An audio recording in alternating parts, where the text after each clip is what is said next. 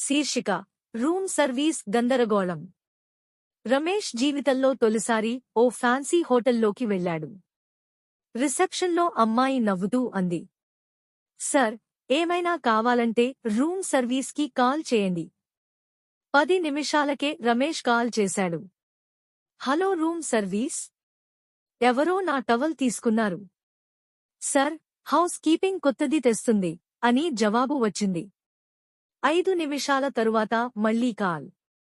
Hello room service, TV పని చేయడం లేదు. సర్, పవర్ బటన్ నొక్కండి. అది ఏది? 42 బటన్లు ఉన్నాయి. రాత్రి ఆలస్యంగా మళ్లీ కాల్ చేశాడు రమేష్.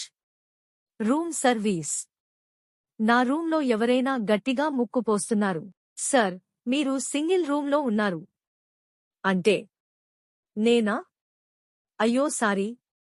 మరుసటి ఉదయం రిసెప్షన్ దగ్గర రమేష్ గర్వంగా అన్నాడు, బెస్ట్ హోటల్ అండి.